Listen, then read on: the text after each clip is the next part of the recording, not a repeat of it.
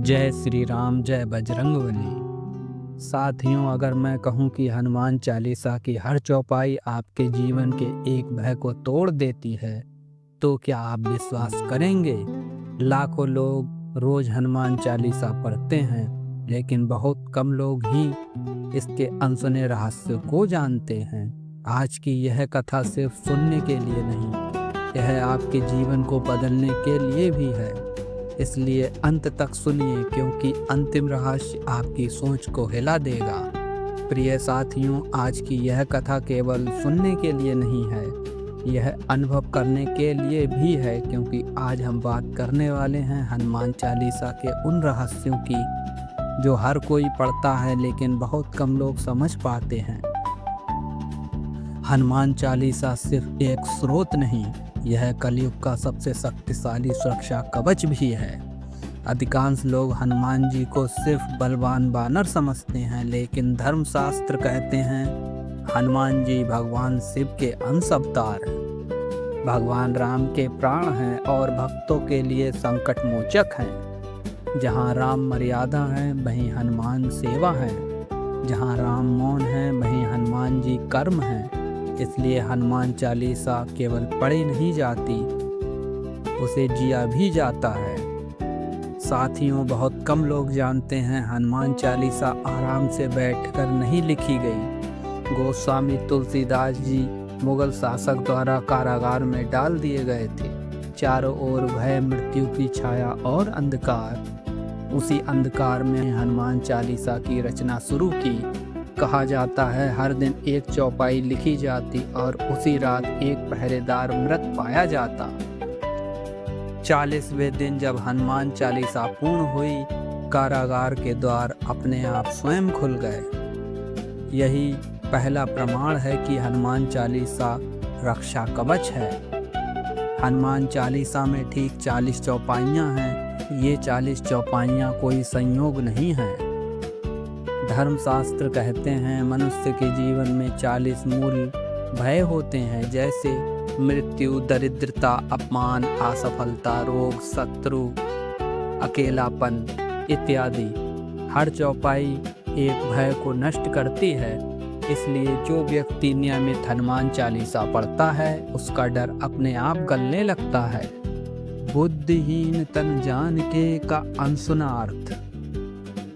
बहुत कम लोग इस पंक्ति को कमजोर समझ लेते हैं, लेकिन यह पंक्ति अहंकार के विसर्जन की है। जब तक मनुष्य कहता है मैं जानता हूँ, कृपा रुक जाती है। लेकिन जैसे ही वह कहता है हे प्रभु मैं कुछ नहीं जानता, उसी क्षण हनुमान जी की कृपा प्रवाहित होने लगती है। हनुमान जी बल नहीं देखते, भाव देखते हैं। इसी तरह दूसरी चौपाई है अष्ट सिद्धि नवनिधि के दाता।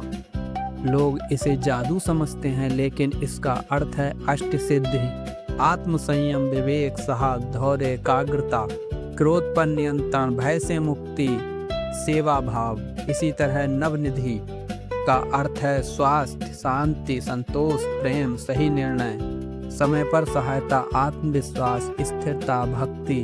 हनुमान जी धन नहीं देते, योग्यता देते हैं। एक बार जब शनिदेव हनुमान जी के ऊपर चढ़े तो स्वयं संकट में पड़ गए। हनुमान जी ने शनि को मुक्त किया। तब शनि ने वरदान दिया, जो भी हनुमान जी का नाम लेगा उसे मैं कष्ट नहीं दूंगा।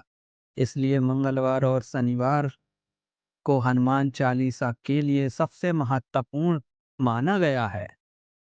इसी तरह एक और चौपाई है भूत पिशाच निकट नहीं आवे, महावीर जब नाम सुनावे। यह पंक्ति सिर्फ बाहरी शक्तियों की नहीं है। भूत अर्थात नकारात्मक विचार, पिशाच अर्थात डर, लालच, द्वेष। हनुमान चालीसा मन के भीतर के भूत पिशाच को पहले नष्ट करती है। इसलिए पाठ के बाद मन हल्का लगता है। अब साथियों, बात करते हैं हनुमान चालीसा पाठ करने की सही विधि क्या है। अगर आप चाहते हैं साधारण फल नहीं मिले, अद्भुत फल मिले, तो आप घी का दीपक पूर्व या उत्तर मुख करके जलाएं और लाल वस्त्र धारण कर पाठ के बाद 1 मिनट का मौन। और सबसे जरूरी बात, पाठ से पहले किसी एक व्यक्ति को मन से क्षमा करें। अब साथियों बात करते हैं हनुमान चालीसा के अनसुने रहस्य की, जिसे बहुत कम लोग ही जानते हैं। हनुमान चालीसा तभी फल देती है जब मन में द्वेष ना हो। हनुमान जी शक्ति नहीं शुद्धता देखते हैं। जहाँ कपट है वहाँ चालीसा मौन हो जाती है। हनुमान चालीसा डर नहीं द्वेष मिटाती है। यह पाठ नहीं साधना है। यह मंत्र नहीं जीवन का सूत्र है। प्रिय भक्तों, अगर जीवन में अंधकार हो तो दीपक बनाइए हनुमान चालीसा को। अगर डर हो तो ढाल बनाइए हनुमान चालीसा को, और अगर मार्ग ना दिखे तो मार्गदर्शक बनाइए हनुमान चालीसा को। हे पवन पुत्र, हमारे जीवन के हर भय को हर लो और हमें राम भक्ति में स्थिर कर दो। अगर इस कथा को सुनते समय आपका मन शांत हुआ हो तो समझ लीजिए हनुमान जी ने आपको सुन लिया है। हनुमान चालीसा तभी फल देती है जब दिल साफ हो। अगर आपको यह कथा एक पल के लिए भी भीतर से छू गई हो तो इसे किसी एक परेशान व्यक्ति तक जरूर पहुंचाएं और वीडियो को लाइक करें, चैनल को सब्सक्राइब करें। जय श्री राम, जय महावीर बजरंग बली की जय हो। राम ही सत्य है, सत्य ही शाश्वत है, यही सनातन धर्म है।